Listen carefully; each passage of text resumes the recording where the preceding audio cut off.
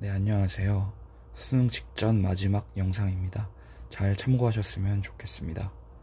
자, 일단 수능 전날입니다. 수능 전날에 일단 살짝 피곤하는 것이 핵심입니다. 살짝 피곤하기 위해서 일단 절대 낮잠을 자지 마시고 커피도 절대 드시지 마세요. 그리고 일단 사실은 어제, 그러니까 수능 전전날에 좀 늦게 자고 오늘 일찍 일어나셨으면 참 좋지만, 그게 안 된다면 약간의 운동, 절대 격한 운동이 아니라 좀 움직임을 좀 많이 하시면서 좀 숙면을 위한 준비를 하셔야 됩니다. 뭐 당연히 숙면을 위해서 아까 방금 말씀드렸다시피 커피 절대 마시지 마시고, 또 한 가지는 자극적인 음식은 오늘부터 절대 먹지 마세요. 저 같은 경우는 고춧가루 들어가는 것 자체를 좀 피하는 편입니다. 그런 것이 여러모로 부담이 덜 하기 때문에 음식도 되게 무난한 음식을 드셨으면 좋겠고, 오늘은 되도록 평소보다 일찍 잠들 수 있으셔야 됩니다. 이게 핵심입니다. 컨디션 관리에 매우 중요하기 때문에 보통 목표로 따진다면 9시쯤 누워서 10시 전에 잠드는 게 목표인데, 사실 많이 긴장이 되실 거예요. 그래서 특히 경험이 없으시고 하다 보면 되게 긴장이 되실 텐데, 그걸 위해서 절대 낮에 낮잠을 자지 마세요. 그리고 말씀드렸다시피 움직임을 꼭 많이 좀 하시길 되도록 하셨으면 좋겠습니다. 그리고 수면 양 같은 경우는 추천이자 사실은 그냥 추천이자 권장입니다. 성적으로 절대 직결되지 않아요. 그래서 잠을 푹 자면 기분도 좋고 상쾌하지만, 제 아는 친구도 잠을 4시간 자고도 서울대 간 친구가 있습니다. 네, 그런 거는 사실은 멘탈적으로 흔들리지 않으시는 게 제일 중요합니다. 어차피 수능 시험장 가면은 긴장이 되고 이렇게 막 심장 박동수가 높아지고 하면서 집중이 잘 될 거예요. 다만 잠을 좀 충분하게 못 자신 분들은 점심 식사 이후에 좀 방법을 마련하시기를 권장합니다. 뭐 점심 식사 이후에 살짝 낮잠을 잔다던가, 아니면 뭐 커피가 정말 뭐 마셔도 잘 받는, 그러니까 오히려 커피 마셔서 너무 막 긴장이 더 심화되고 뭐 이런 분들이 아니라면 커피도 마실 수 있겠습니다. 네, 그래서 이제 수능 날에는 일어나서 보통 시험 2시간 전에는 일어나기를 권장을 하죠. 그래서 일단 따뜻한 물을 마시시고, 움직임을 저는 개인적으로 좀 움직이시기를 권합니다. 그러니까 일부러 좀 서 있고 좀 걸어 다니면서 활성화를 시키면 좋을 것 같아요. 특히 뭐 어떤 배 같은 경우, 어떤 그 볼일 보는 거에 문제가 있으셨던 분들은 서 있으면서 배에 힘을 빼고 한번 걸어 다녀 보세요. 배에 긴장을 하지 마시고 따뜻한 물을 좀 많이 마시시고 미리 그 다음에 배에 힘을 빼고 한번 걸어보세요. 이날도 수능 날도 당연히 매운 것은 추천하지 않습니다. 무난하고 또 기분 좋아지는 음식이 있다면 좀 좋아하는 음식 드셨으면 좋겠습니다. 그리고 밥을 먹으면서 이제 가족들과 좀 마음의 어떤 긴장을 푼 다음에는 슬슬 씻으시면서, 따뜻한 물로 예를 들어 샤워를 한다고 하면 슬슬 이미지 트레이닝을 한번 해보세요. 낭비되는 시간이 없이, 이제 나 수능 시험장 가겠구나, 모의고사 많이 봐봤으니까 어떻게 뭐 예비 종이 올리고 좀 있다가 국어 시작된다, 국어 시작할 때 중요했던 것들, 이런 것들을 이미지 트레이닝을 꼭 해보시기 바랍니다.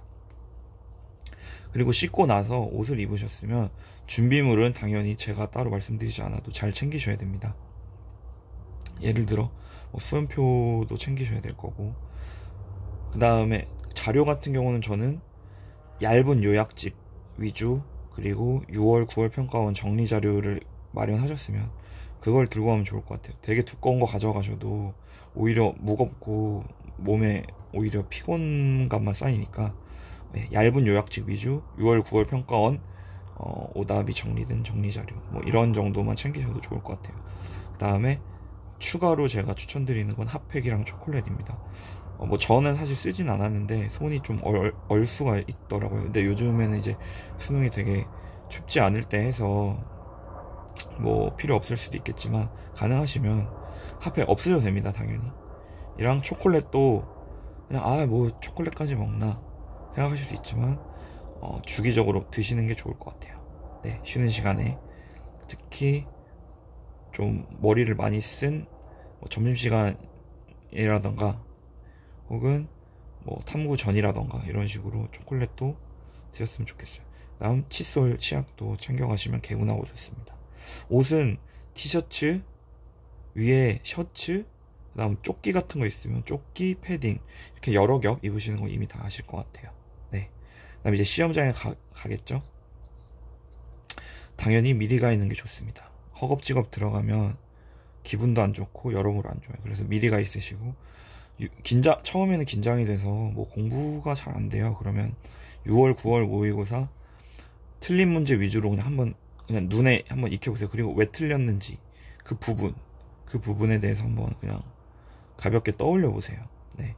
긴장이 조금씩 풀리는 것 같다 싶으면 저는 개인적으로 문학 예상 지문 따로 준비하신 게 있으면 문학 예상 지문 읽으시는 걸 추천합니다.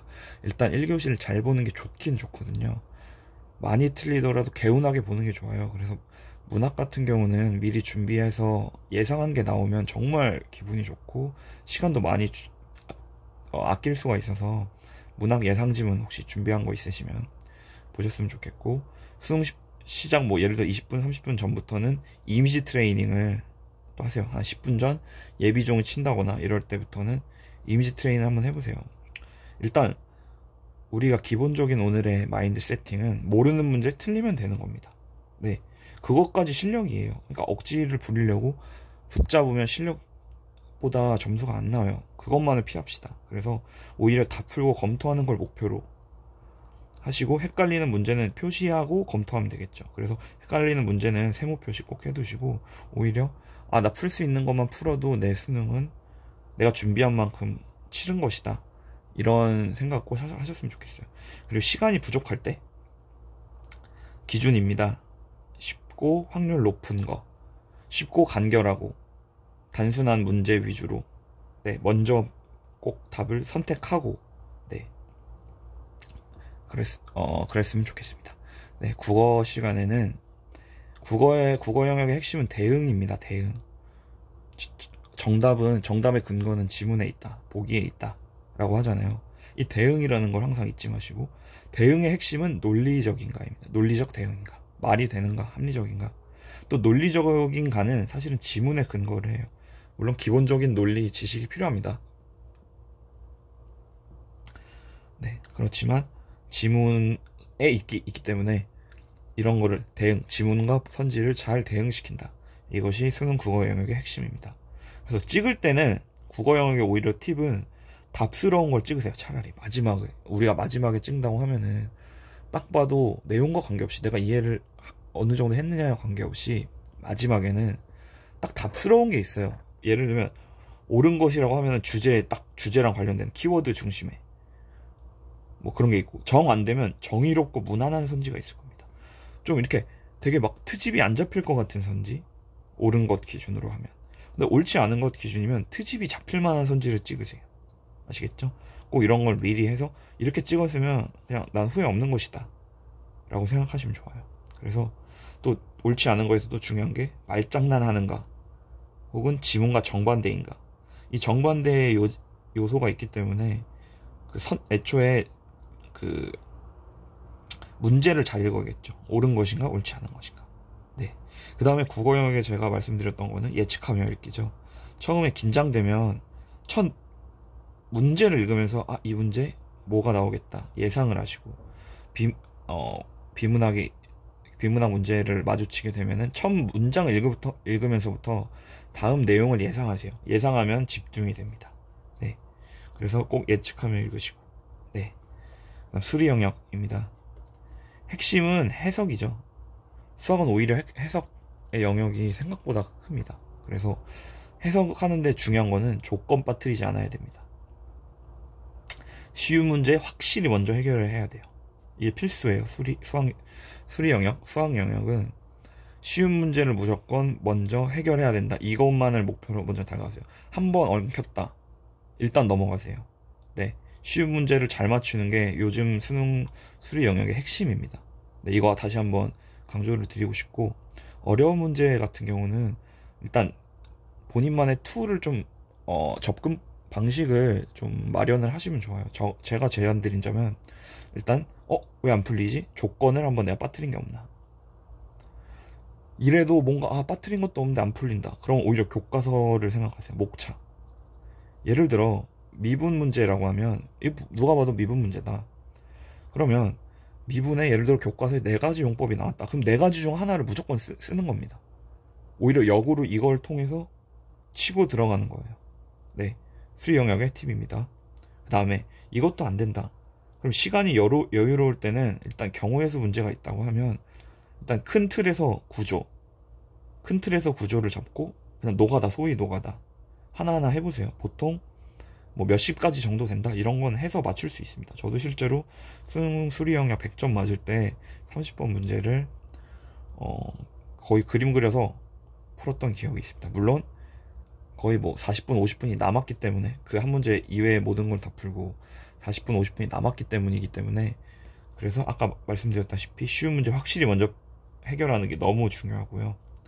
그 다음에 이래도 정 안 된다. 그럼 해석해 보세요. 그림이나 그래프로 그 모양의 그 어떤 모양으로 접근을 해보세요. 한번 그 큰 틀에서 한번 보시면 또 새로운 관점으로 보일 수가 있습니다. 네, 다시 한번 말씀드리지만 쉬운 문제 다 맞추는 게 제일 중요하다. 어려운 문제 3-4문제는 한 1시간 이 정도 잡고 들어가면 너무 좋고, 네, 그렇습니다. 그 다음에 영어 영역입니다. 영어 영역의 핵심은 오히려 핵심 문장입니다. 보통 한 지문 위주로 구성이 되잖아요. 그래서 단 한 문장의 핵심 문장으로 대부분이 풀립니다. 네, 그리고 이게 제일 중요해요. 파악하는 게. 한 문장의 핵심 문장은 세밀히 결국에는 적용을 해서 파악을 해야 돼요. 여러 문단이 있는 게 아니기 때문에 한 문단에서 중요한 것을 추출해야 되기 때문에 오히려 더 세밀하게 들어가야죠. 그래서 범위라던가 주체, 객체, 방향성, 반대인가? 결이 맞나? 그다음 부분과 전체, 하나인가 복수인가? 이런 걸 정확히 파악하는 어떤 범위에 대한 인식이 중요하고요. 제가 예전에 추천드렸다시피 이 지문의 방향성과 일치하는가, 반대되는가, 아니면 아예 딴소리인가. 딴소리에는 추가가 됐을 수도 있고 변형이 됐을 수도 있고 삭제가 있을 수도 있고 뭐 여러 가지가 있겠죠. 그래서 이 선지 스킬도 시간을 아끼기 위해서는 굉장히 중요하고, 저는 다시 한번 말씀드리지만 국영 영역이고 영어 영역이고 평소에 시간이 부족하셨다, 수능 때 시간이 더 부족할 거예요.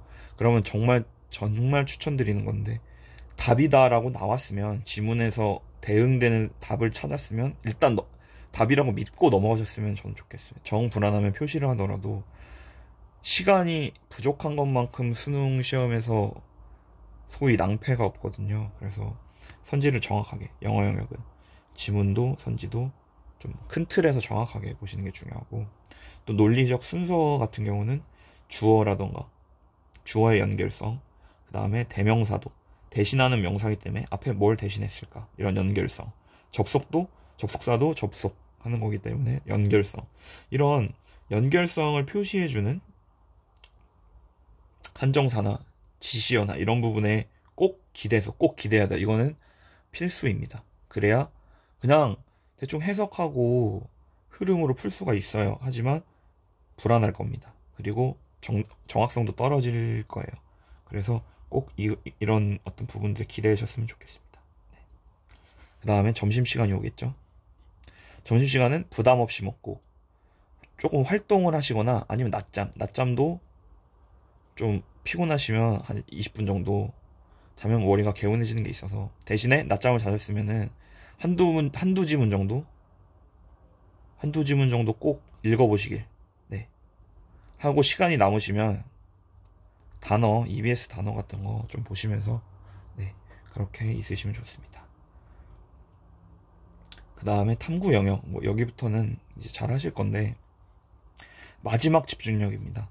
남들도 다 이제 긴장 풀려요. 그리고 탐구 영역이 사실 암기하는 부분이 크긴 커서, 그런데 마지막 한두 문제가 또 어떤 어떤 결과로 이어질지 모르기 때문에 오히려 이것도 능력입니다. 경쟁력입니다. 마지막 집중력.